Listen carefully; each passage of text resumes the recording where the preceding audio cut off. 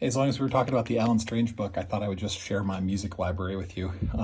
These are the books that I've collected over the years for useful for making music, and there are some in it that are lies and that I've never even opened them. I'll tell you about those when I get there. If you're going to do anything with words, having a rhyming dictionary is useful. I use the Capricorn Rhyming Dictionary.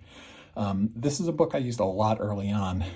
It's basically music theory for computer musicians is the title, but it covers, it's really sort of software oriented. So if you're working in the box, this will be a nice primer for music theory. It covers the basics from like the physics of sound up through even notation. So if you want to actually put music on a staff, it'll help you with that. But all the basics, harmony, melody, rhythm, things like that. It's a decent book.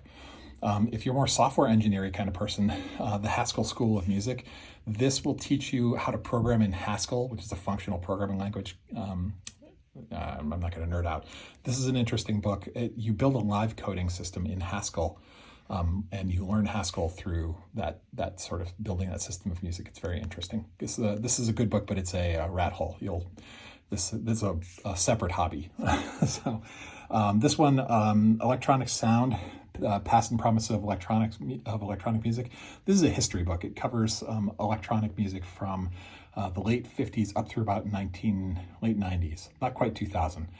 It is a history book. So if you ever read like Steve Levy's Hackers, which is a book on the history of the software development industry, this is that, but for synthesizers. It's pretty awesome. This is a book on storytelling that was gifted to me. I like to tell stories.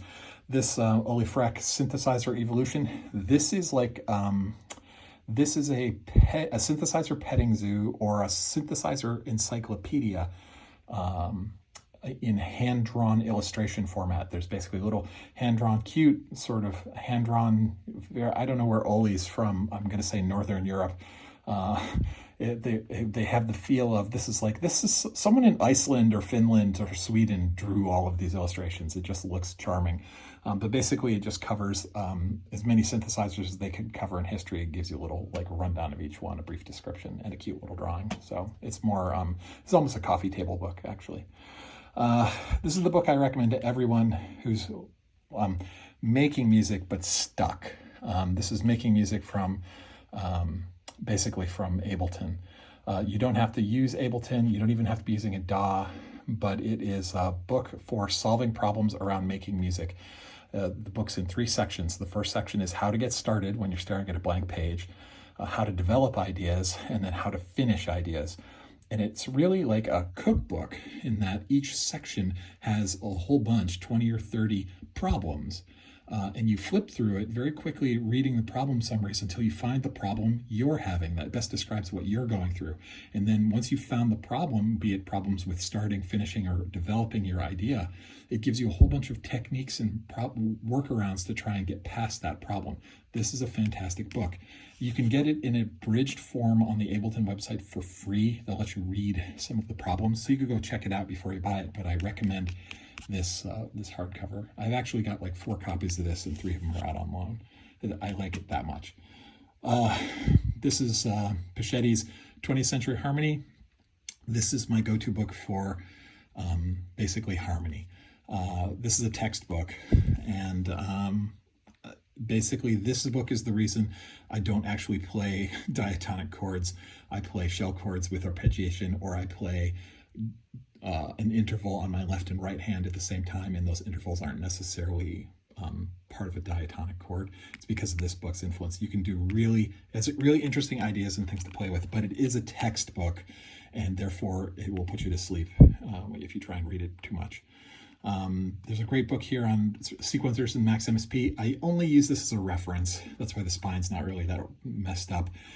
When I'm working on a sequencer on Max and I get stuck, I go to here and find out what I'm doing wrong, because this usually shows it. If I actually work through this whole book, I'd probably just save myself a lot of time, but I like exploring in Max. So this is more like a life preserver reference for me.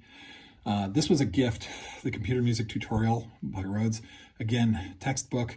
As you can see from the spine, I've never actually opened it enough to crack the spine. So it's really good at putting me to sleep. It weighs about, I don't know, about 8 pounds or so. Here's the Alan Strange book.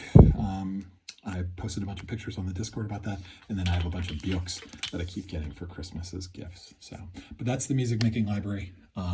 If I had to pick one book, if you're making music, if your goal is to release music, I'd go here. If you are having no problem releasing music, but you're really having trouble, you're struggling with the four chord progressions, four chord progressions, or things that sound the same all the time, go check out this 20th Century Harmony.